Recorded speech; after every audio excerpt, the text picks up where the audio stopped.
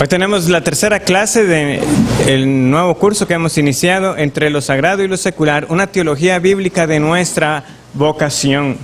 Nosotros estamos yendo a las Escrituras para conformar un entendimiento correcto de las distintas áreas que cada uno de nosotros debe desempeñar, con un entendimiento de que en ese contexto nosotros servimos al Señor y servimos a otros, de que no hay una distinción donde hayan ciertas labores que sean más honrosas delante del Señor, sino que correctamente nosotros podemos redimir, ya sea nuestra labor como padres, como esposos, en nuestras labores seculares, en el hogar, cada una de ellas, con un entendimiento correcto, nosotros sabemos que lo hacemos para el Señor, pero además que son los medios que el Señor utiliza para edificar a otros. Entonces, después de que nosotros vimos esa parte histórica de ver cómo constantemente a lo largo de la historia han aparecido cosmovisiones incorrectas, es decir, formas de ver la realidad en las cuales se ha hecho siempre una separación entre aquello que parece de mayor valor espiritual y aquello que es físico y que tiene un menor valor. Nosotros estamos viendo que tal separación no tiene fundamento, cuando nosotros vemos que precisamente el Señor nos redime y nos dice, como veíamos en 1 Corintios 7, que cada uno se quede según fue llamado. Y ese es el origen de la palabra vocación, la palabra llamado que tenemos en esos pasajes como 2 Tesalonicenses 2:14, 1 Corintios 7, del 15 al 20. Entonces, antes de la Reforma, ya se había llegado a ese punto en que aquellos que se dedicaban al clero, los que eran los sacerdotes, los que eran monjes, las monjas, los obispos, todos ellos eran vistos como los que realmente hacían la obra de Dios, el Opus Dei, solamente ellos. Y los demás hacían una vida que era permitida, pero que no tenía ese mismo valor, y que para compensar entonces era necesario las obras de justicia. Era la única manera de compensar, y todo esto entonces dio también pie a lo que ya algunos quizás conocen de las indulgencias, de el hacer obras para ganar méritos delante de Dios, y cómo viene entonces ese rescate de una justificación por la fe, de que por la fe el pecador es declarado justo delante de Dios por la obra de Cristo. Entonces la conclusión a la que se tiene que llegar es: ya no necesito las obras entonces en mi relación con Dios. Pero como veremos la próxima semana, esas obras siguen siendo necesarias, y han sido no solamente necesarias, sino que Dios mismo las ha preparado de antemano. Por el momento, vamos a continuar el tema que iniciamos la semana pasada de cómo Dios trabaja por medio de los seres humanos. Y empezamos con ese tema respecto a la providencia. Y decíamos esto: cuando oramos dando gracias a Dios por el pan nuestro de cada día, nosotros entendemos que ese pan llegó a nosotros gracias a la labor de muchas otras personas, las cuales ni conocemos, ni ellos tampoco nos conocen a nosotros. Y no obstante, en el sentido real, yo puedo dar gracias a Dios por la comida que Él me da, porque es por Él que yo la tengo, lo mismo que la salud. Pero ¿cómo funciona usualmente? Bueno, si estoy enfermo, voy a un médico, me prescribe un medicamento, yo hago uso de él y me curo.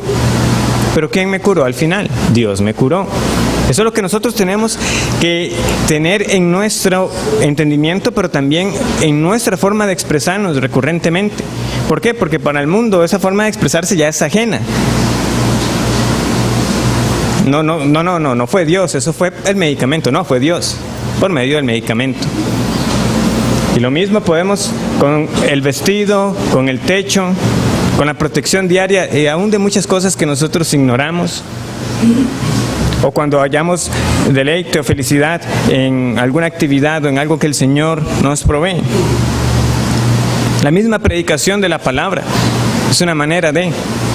¿Habla Dios a su pueblo? Sí. ¿Pero cómo lo hace?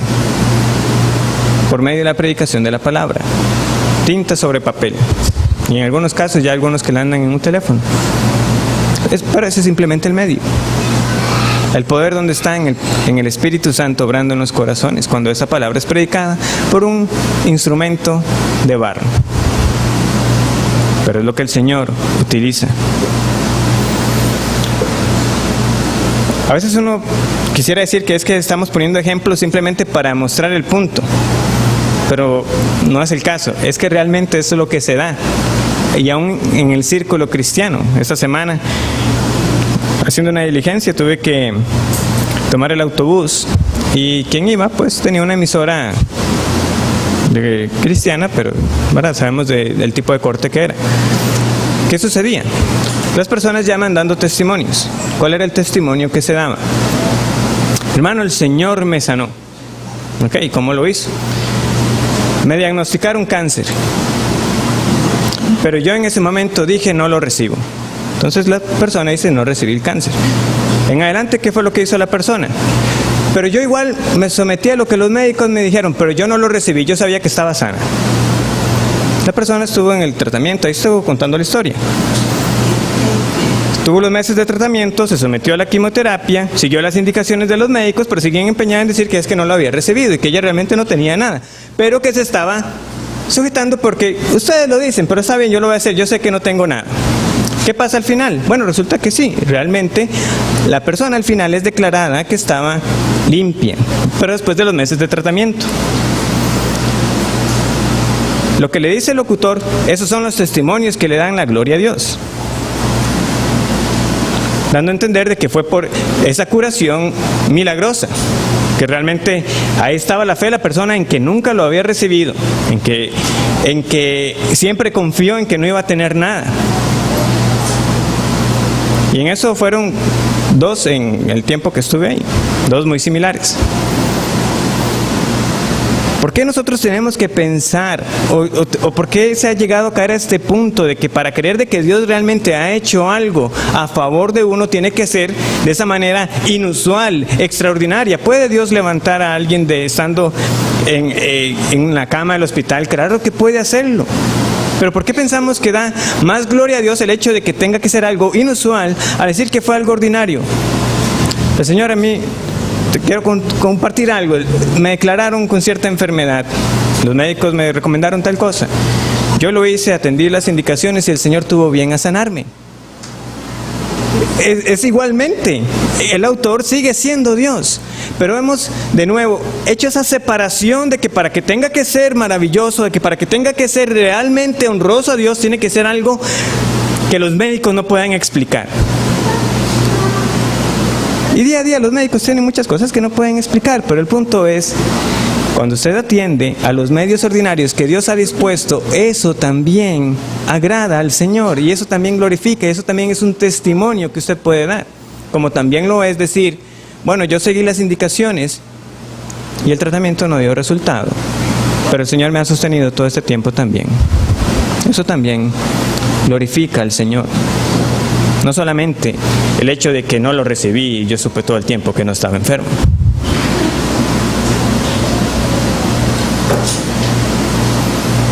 Es igualmente valioso un testimonio que diga que le plació a Dios sanar por medio de una quimioterapia. Entonces esa es la visión usual que tienen algunos. Dios está allá muy, muy lejos, no interfiere en el mundo, pero cuando lo hace de esta manera. Como que el mundo corre por su propia cuenta, pero ya vimos nosotros que ese es el error del deísmo. El deísmo es el que siempre va a afirmar, no, Dios hizo el mundo, dejó unas leyes y ahora todo camina y Dios no interfiere en los asuntos menores. Otro comentario usual, también es una situación que uno dice, no vale mucho la pena este tipo de discusión, pero que refleja la forma de pensar de muchos. Alguien viene a un evento deportivo, da gracias porque el resultado fue favorable. ¿Por qué meten a Dios en esas cosas? ¿Acaso le interesa a Dios el resultado de un partido? Bueno, el punto es que Dios gobierna sobre todo. Y el resultado de ese partido también fue la voluntad de Dios. Sí, Dios es un Dios alto, sublime, pero es a la vez un Dios cercano. Vamos a Hechos, capítulo 17. Por nombre, una se conoce como la trascendencia de Dios y la otra como la inmanencia de Dios. Hechos capítulo 17, Pablo en su discurso en Atenas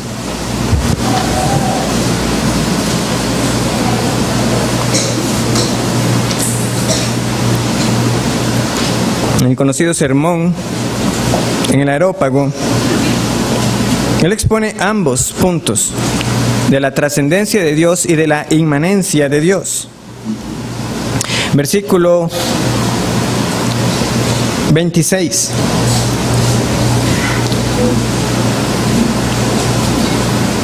Y de una sangre ha hecho todo el linaje de los hombres, para que habiten sobre toda la faz de la tierra, y les ha prefijado el orden de los tiempos y los límites de su habitación, para que busquen a Dios, si en alguna manera, palpando, puedan hallarle, aunque ciertamente no está lejos de cada uno de nosotros, porque en Él vivimos y nos movemos, y somos, como algunos de vuestros propios poetas también han dicho, porque linaje suyo somos.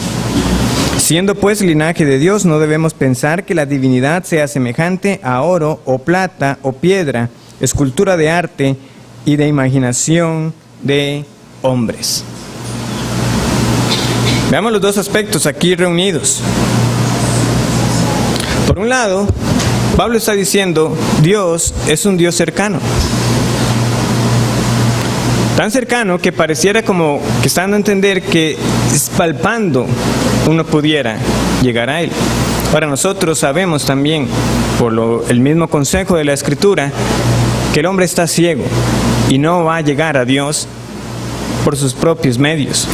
Pero la promesa, si lo podemos ver de esta manera, o lo que nos debería dar aliento al que está confrontado con su pecado, es saber que Dios es un Dios cercano. Está ahí. Y Él le manda que le busque. Por tanto, dice, ¿verdad?, el versículo 30, pero Dios, habiendo pasado por alto los tiempos de esta ignorancia, ahora manda a todos los hombres en todo lugar que se arrepientan, porque ha establecido un día en el cual juzgará al mundo con justicia, por aquel varón a quien designó, dando fe a todos con haberle levantado de los muertos. Dios manda y Dios está cercano. Esa es la inmanencia de Dios, pero a la vez Pablo advierte. Ahora, cuando estoy diciendo que Dios es cercano, no se confunda. Dios está cerca, pero no es como cualquier deidad de la que ustedes están acostumbrados. No tiene forma, usted no lo puede adorar en forma de una estatua. Está cerca, pero no es como nosotros. Somos su linaje, somos su creación, pero Dios no es como nosotros. Nosotros somos a imagen de Dios, pero no somos como Dios. Y Dios no es como nosotros. Esa es su trascendencia. Dios está en todas partes, pero Él mismo está separado de su creación. Ese es el error panteísta. Todo es Dios, pero no. Dios es Dios. Él es independiente. Él está completamente en otra categoría, si lo pudiéramos llamar así. De tal manera que aún los querubines tienen que tapar su rostro ante aquel que es el Santo, Santo, Santo, que habita en luz inaccesible, también escribe el mismo Pablo. Pero es el mismo Pablo que también dice aquí que Dios está cercano. O sea, nosotros tenemos que recordar siempre esto. Dios trasciende a su creación, pero Él está cercano a ella. Y porque está cercano, nosotros podemos apreciar su obra en esas cosas rutinarias de la vida. Hasta en lo más trivial. Cuando hago uso de un bien público, de un servicio, es Dios proveyendo para mí. Es Dios actuando en algo tan rutinario. ¿Por qué? Porque es un Dios cercano. Él mismo aquí lo dice en el versículo 24. El Dios que hizo el mundo y todas las cosas que en él hay, siendo Señor del cielo y de la tierra, no habita en templos hechos por manos humanas, ni es honrado por manos de hombres como si necesitase de algo. Pues Él es quien da a todos vida y aliento y todas las cosas. Dios no nos necesita, nosotros le necesitamos a Él. ¿Y qué es lo que dice aquí? Él es el que da todas las cosas. Todo lo que usted tiene, Dios se lo ha dado. Y eso significa entonces en esa provisión diaria, de diferentes maneras. Pero de nuevo, eso es lo que nosotros reconocemos como esa providencia de Dios. No solamente que Él provee, que es obviamente ese sentido llano de la palabra, pero es que también cuida y domina su creación. Cuando hablamos de Dios como proveedor, no solamente es lo que Él da, es que Él sustenta y guarda y domina su creación.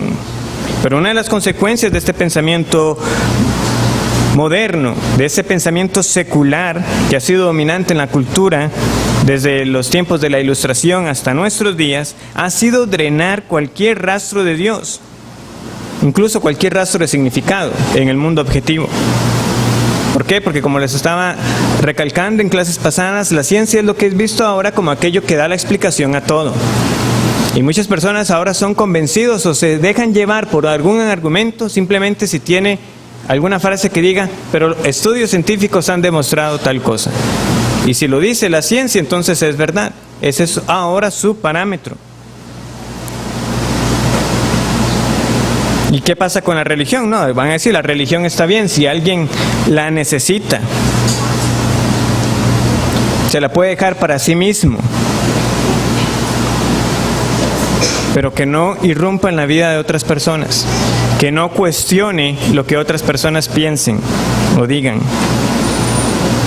Y es que la verdad al final es esa, quien quiere ser consistente con el pensamiento postmoderno que dice que es que la ciencia da explicación a todo, al final va a terminar con un conjunto de leyes que no tienen moral, pero son racionales. O sea, dan un orden, se pueden explicar, pero no pueden moralmente dar ningún veredicto. Y asimismo ellos socavan cualquier fundamento para tener una base moral sobre la cual conducirse. Por eso tienen que tomar prestado del cristianismo, aunque después digan que no quieren nada con la religión. Van a decir que precisamente porque son un conjunto de leyes que no tienen moral, sí ofrecen en cambio un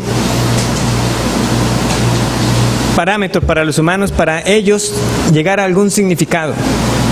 Nosotros necesitamos vivir con dignidad, entonces el ser humano tiene que crearse significados, pero son creaciones humanas. Obviamente muchos cristianos se opusieron a ese ateísmo tan evidente, decir, no, hay un Dios que ha creado los cielos y la tierra, pero así como rechazaron semejantes declaraciones que negaban la participación de Dios, a la vez ayudaron a que cada vez más esa esfera de la fe del cristianismo fuera en efecto relegado a un aspecto privado, nada más. La fe se volvió nada más como una experiencia, algo que la persona siente, algo que la persona vive, pero que no tiene mayores consecuencias en la sociedad, en su familia.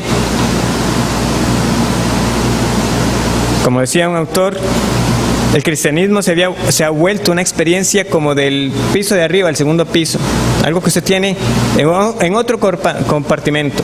Usted vive su vida y por un lado tiene su fe. En ese sentido, el cristianismo se ha retirado del mundo. De nuevo, no debemos confundir esto con el sentido de que sí debemos apartarnos de toda mundanalidad. Es apartarse del mundo en el sentido de que los cristianos no están llevando esa teología y esa fe a sus vidas diarias, a sus ocupaciones terrenales. Incluso en la misma iglesia se ha visto ese efecto. ¿Por qué? Porque la iglesia es una institución física. Ya sabemos, no es el edificio, somos nosotros, pero es algo físico, es algo que usted puede ver. Aquí está la iglesia del Señor reunida. Pero ¿qué pasa cuando usted simplemente limita la fe a algo interno, a algo que usted vive? ¿Y para qué necesita la iglesia? Si al final de cuentas la fe es una experiencia personal nada más, no corporativa. No asisto a una iglesia, yo creo en Jesús. Ese es el argumento de muchos, que por eso no se congregan, no lo necesitan, dicen ellos. ¿Por qué? Porque de nuevo se ha recluido, se ha compartimentalizado esa fe. Yo la vivo solamente para mí. ¿Por qué pasan estas cosas?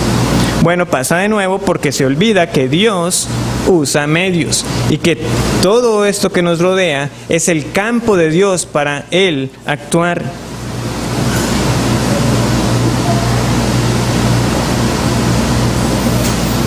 Por ejemplo, señalan uno de los autores, veamos el caso de la lluvia.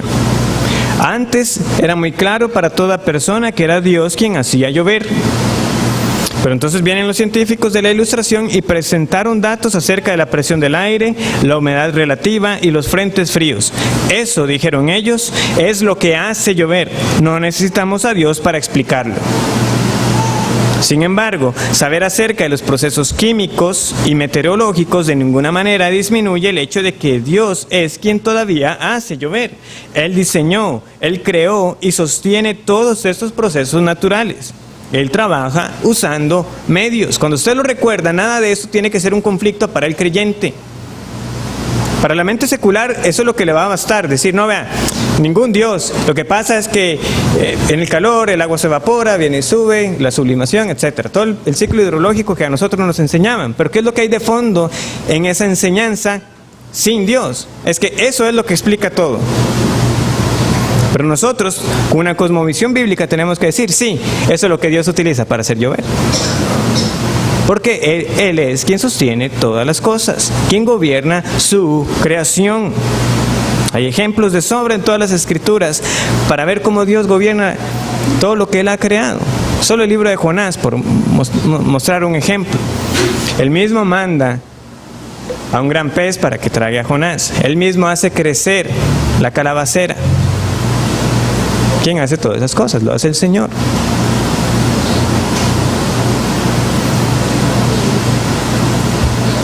Y por supuesto, luego tenemos los milagros de Jesús calmando la tormenta, diciéndole a Pedro que lance la red y salen los peces. ¿Quién ordena a los peces que vayan a la red? Es el Señor. Él gobierna sobre todo, pero en el día a día, en ese funcionamiento usual que nosotros vemos de las cosas, ciertamente Dios ha instituido esas leyes naturales, pero Él es quien está ahí. Y los cristianos de la Reforma lo entendieron muy bien.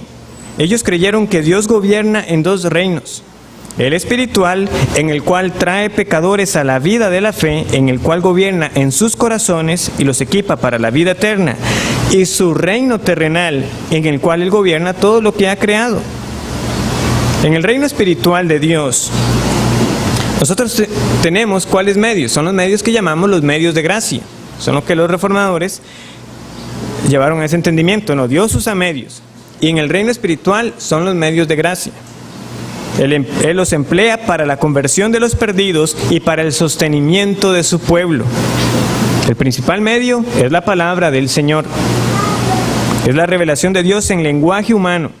Y esa predicación de lo que está escrito en un papel y anunciado por esas vibraciones que viajan por el aire, es donde el Espíritu Santo está activo, llamando a las personas a la fe y nutriendo su crecimiento para la vida cristiana. La gracia de Dios es el mensaje de su amor y de su perdón por medio de Cristo. Y también viene en la forma de los sacramentos. Cuando alguien es bautizado, cuando celebramos la cena del Señor, ¿qué estamos teniendo nosotros ahí? Ejemplos visibles de una realidad espiritual que Dios las utiliza. Como a veces señalamos, no hay nada especial en el jugo de uvas, en ese pan que comemos, pero han sido apartados. ¿Para qué? Para ese uso especial, para recordarnos una verdad espiritual, pero ahí está haciendo el Evangelio ilustrado. Lo mismo con los bautismos. Hoy tendremos, por la gracia del Señor, hermanos que serán bautizados dando testimonio de su fe. ¿Y qué nos recuerda eso a nosotros, que hemos sido muertos al pecado, sepultados juntamente con Cristo y resucitados a vida nueva? Una verdad espiritual ilustrada en esos medios que el Señor nos ha dado. La misma labor del pastor, de nuevo, sabiendo que es una labor simplemente que Él ha dado para esas necesidades espirituales. Pero cuando el pastor enseña la palabra de Dios, cuando proclama el Evangelio, cuando bautiza, cuando preside la cena, hay un sentido en el que realmente es Cristo quien está enseñando, evangelizando, bautizando y presidiendo. ¿Cómo? Porque obra por medio de vasijas terrenales, de los ministros que ha llamado. Pero eso mismo que nosotros reconocemos y que constantemente somos enseñados aquí, Dios usa medios. Hay medios para nuestro crecimiento espiritual, tenemos que recordarlo para el reino terrenal. Él obra a través de las leyes naturales. Él gobierna a las naciones. Él gobierna sobre aquellos que incluso no le conocen y que no le dan la honra en nada. Es Dios que ha instituido la familia, el trabajo y las sociedades. Y que en última instancia ha dado papeles y funciones para que las personas las desempeñen. Y de esa manera todos nos sirvamos mutuamente con la vocación del otro. Nosotros vamos a desarrollar eventualmente la vocación en el aspecto civil, pero hoy vamos a ver este ejemplo de las autoridades. Vamos a Romanos capítulo 13.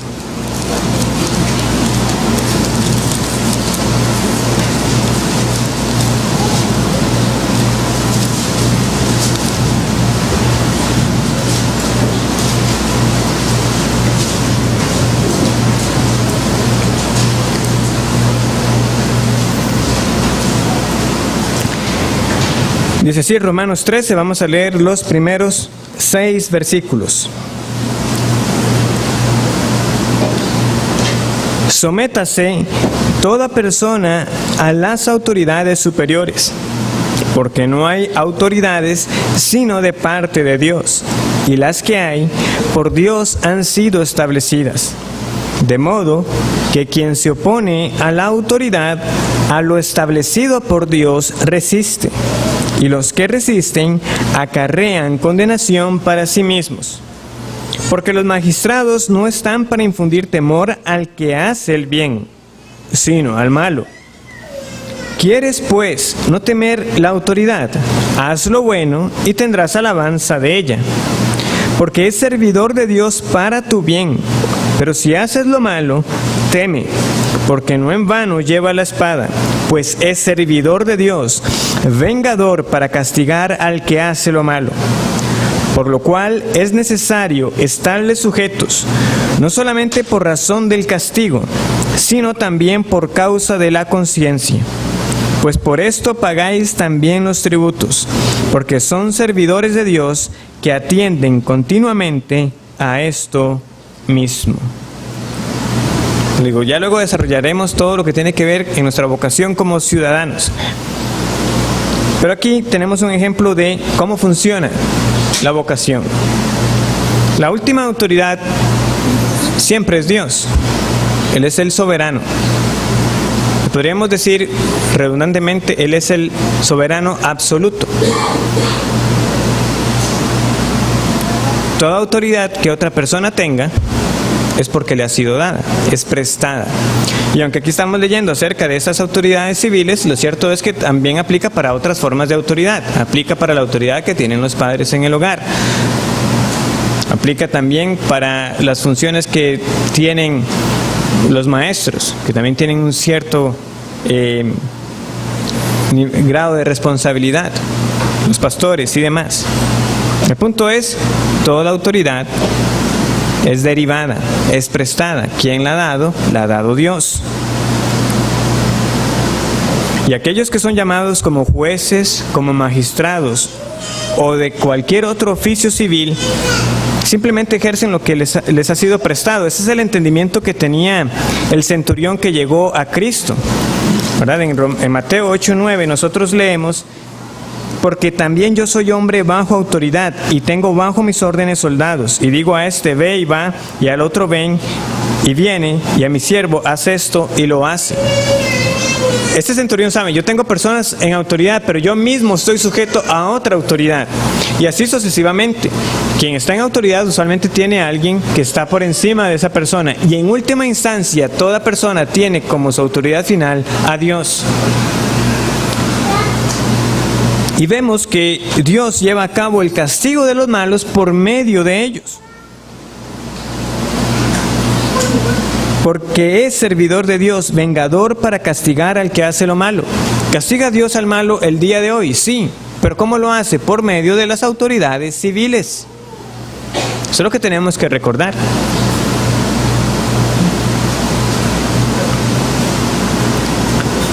Entonces, no solamente son llamados, ¿verdad?, como que tienen esa autoridad prestada, sino que se les llama servidores de Dios. ¿Y cuándo escribía Pablo esas cosas? Las escribía en los días del Imperio Romano. ¿Quién es servidor de Dios? Está hablando del mismo Imperio Romano, del emperador romano, de los centuriones. Ellos, servidores de Dios. ¿Vivían estas personas dando gloria y honra a Dios? No, para nada. Estaban opuestos completamente. Vivían según sus otras religiones. Y no obstante, son llamados servidores de Dios. Dios castiga a los asesinos, a los violadores y a otros criminales por medio de las vocaciones humanas. Los policías, los jueces, el jurado, los carceleros, y en aquellos países donde hay pena de muerte, los verdugos, aquellos que llevan la espada, ellos son el instrumento de Dios para llevar a cabo su castigo sobre los malos. En un mundo pecador, el mal debe ser restringido forzosamente. De lo contrario, cada uno se apartaría haciendo la vida y cualquier tipo de orden social sería imposible. ¿Y cómo lo hace Dios? Bueno, lo hace por medio de estas vocaciones. Ahora, hay algo que debemos notar. Si uno salta solamente a este pasaje, hay algo que uno podría estar pasando por alto. Vamos ahora a Romanos capítulo 12, versículo 17. Romanos 12, 17. Dice así: no paguéis a nadie mal por mal, procurad lo bueno delante de todos los hombres. Si es posible, en cuanto dependa de vosotros, estad en paz con todos los hombres. No os venguéis vosotros mismos, amados míos, sino dejad lugar a la ira de Dios, porque escrito está: mía es la venganza, yo pagaré, dice el Señor. Así que, si tu enemigo tuviere hambre, dale de comer; si tuviere sed, dale de beber, pues haciendo esto, ascuas de fuego amontonará sobre su cabeza. No seas vencido de lo malo, sino vence con el bien el mal. Y ahora, sométase toda persona a toda autoridad, etc. Entonces podemos ver la secuencia. No se venguen ustedes, mía es la venganza, dice el Señor. El malo no quedará impune. Para eso yo he puesto las vocaciones respectivas para castigar al que hace lo malo. Y en última instancia, en el día del juicio final, Dios castigará la maldad y a los pecadores que no se arrepintieron de sus pecados. ¿Cuál es mi vocación entonces si yo no soy ni policía, ni juez, ni que en ese contexto apropiado es donde por esa autoridad delegada de Dios se puede llevar el castigo al malo? Bueno, es llevar a cabo el sermón del monte, amar al enemigo. Amar al enemigo, al que me ofende, al que tiene la causa contra mí. ¿Por qué? Porque no me corresponde a mí llevar el castigo sobre el malo. Y ese es el principio. Lo que es permitido para una vocación no lo es necesariamente para otra. Hay a quienes sí les ha sido dado por esa vocación que el Señor ha instituido, el ejecutar en este caso el castigo sobre el malo. Pero no es para todos nosotros. ¿Qué pasa si alguien viene y me asalta o roba? Yo tengo que denunciarlo a las autoridades respectivas. Llamaré a la policía. Llevaré el caso a quien corresponde. ¿Por qué? Porque no es mi vocación, no es mi llamado ir y ejecutar la sentencia sobre esa persona. Para eso ya Dios ha instituido un orden. Sí, en medio del gobierno en el que vivimos, en el país que estamos. ¿Por qué? Porque no hay autoridad que no haya sido puesta por Dios. Y así usted puede vivir entonces con esa cosmovisión bíblica y ese entendimiento correcto. Cuando se nos afrenta, nuestra parte es perdonar, vencer lo malo con lo bueno y pagar al mal contra nosotros con bondad. Es la parte de Dios castigar a nuestros enemigos, pues solo su ira puede ser completamente justa. Puede que eso ocurra en unos hasta el día del juicio final. Otros pasajes en la Biblia también apoyan la noción de que Dios trabaja por medio de los seres humanos. Por ejemplo, cuando Hebreos habla de la disciplina, nos recuerda a quienes, a nuestros padres terrenales. Es decir, que en esa vocación, muy en el fondo, porque sabemos que somos padres imperfectos, pero muy en el fondo, ¿qué yace? Una enseñanza respecto de que Dios es nuestro Padre. En el matrimonio, en esa vocación que vamos a ver de la familia, ¿qué yace muy en el fondo? Bueno, sabemos que es el amor de Cristo por la iglesia. En todo, nosotros tenemos que ver que ahí está Dios enseñándonos algo acerca de su relación con nosotros, como Padre, o de Cristo, en este caso, en su amor por la iglesia, o para la labor diaria, cuando yo sirvo a mi jefe, a mis supervisores, ¿a quién estoy sirviendo realmente? A Cristo.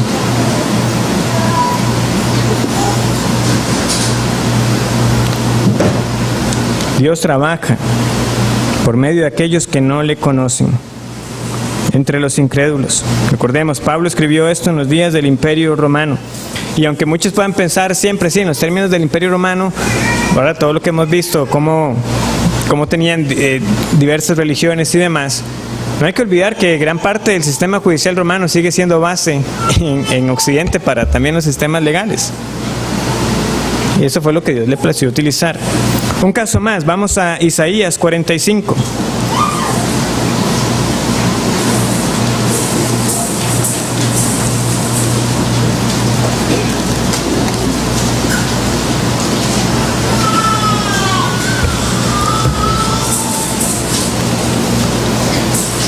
Isaías 45, versículo 1 y luego versículos 4 al 7.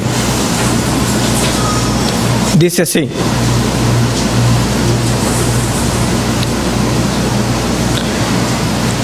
Así dice Jehová a su ungido, a Ciro, al cual tomé yo por su mano derecha, para sujetar naciones delante de él y desatar lomos de reyes, para abrir delante de él las puertas, y las puertas no se cerrarán. Versículo 4. Por amor de mi siervo Jacob y de Israel, mi escogido, te llamé por tu nombre, te puse sobrenombre, aunque no me conociste. Yo soy Jehová, y ninguno más hay, no hay Dios fuera de mí. Yo te ceñiré, aunque tú no me conociste, para que se sepa desde el nacimiento del sol hasta donde se pone, que no hay más que yo Jehová, y ninguno más que yo, que formo la luz y creo las tinieblas, que hago la paz y creo la adversidad. Yo Jehová soy el que hago todo esto. Ciro, usted no me conoce, pero usted está llevando a cabo mi voluntad. Yo usted lo llamé, yo usted lo voy a ceñir y va a llevar a cabo mi voluntad sobre mi pueblo. Los israelitas habían apostatado y muchos de ellos pensaron que Dios era como cualquier otro Dios de las tribus paganas, de las otras naciones que podían controlar. Pero aquí Dios les recuerda: yo no soy como los otros dioses, yo soy el único Dios vivo y verdadero. Yo gobierno sobre todo. Y para que les quede claro, voy a utilizar en este momento particular de la historia al hombre más poderoso, a ese imperio que era el que gobernaba sobre los demás, para llevar a cabo mis propósitos. Yo, Jehová, soy el que hago todas estas cosas. Ahora, apropiadamente, algunos teólogos separan, ¿verdad? Cuando queremos hablar de lo que Dios lleva a cabo por medio de los incrédulos, aquellos que no le conocen, y lo que hace por medio de nosotros, sus hijos, aquellos que por la fe han sido redimidos de sus pecados. Es decir, que la palabra vocación dice: mantengamos la palabra vocación para el creyente, y para los demás mantengamos palabras como oficio, su estado, su ejercicio. Es una distinción que ciertamente es apropiada hacer en ocasiones, pero nosotros a lo largo del curso usualmente estaremos utilizando la palabra vocación y haciendo las distinciones cuando sea necesario, pero eso es lo que a nosotros nos basta. saber de que Dios lleva a cabo todo lo que quiere. Nuestro Dios está en los cielos, todo lo que quiere ha hecho. Él hace todo lo que quiere, en los cielos y en la tierra, en el mar y en todo lo que en ellos hay. Dios es soberano, pero utiliza medios para sus propósitos. Entonces, ¿qué debemos nosotros concluir? Bueno, cuando tengo el pan en mi mesa, cuando tengo mi desayuno, ¿utilizó para ello Dios a un agricultor cristiano? No lo sé. Nos gustaría pensar de que en efecto, cuando yo adquiero las cosas de cierta persona, en efecto es para alguien que también ama al Señor y que eso ayude para su sostenimiento. Pero en el fondo no hace diferencia en ese bien que ese pan puede hacer para mi vida, así lo haya hecho un impío. Lo que yo sé es que Dios me lo ha provisto. ¿Por qué? Porque en última instancia Dios es el mismo que hace llover sobre justos e injustos, y es el que también le dio la lluvia a los agricultores injustos para que también tengan sus cosechas, y por medio de ellas también sostengan a aquellos que lo necesitamos. Entre ellos a sus hijos, pero también a los incrédulos. Dios está mucho más íntimamente involucrado con todas sus criaturas que lo que nosotros usualmente imaginamos cada día. Ahora bien, ciertamente en el reino terrenal no hace mucha diferencia si al final lo que yo obtengo lo estoy obteniendo de alguien que ama al Señor o no lo obtiene, o que no ama al Señor. Pero no erremos. Sí hay una gran diferencia en cómo esa vocación es ejercida, dependiendo de si usted ama al Señor o no lo ama. Y eso es lo que veremos la próxima semana. Que el Señor entonces nos siga auxiliando y que ese material sea de provecho. Si alguno tiene preguntas, me las puede hacer llegar, me escriben, ese sea el correo, por medio de un mensaje. Que el Señor les bendiga.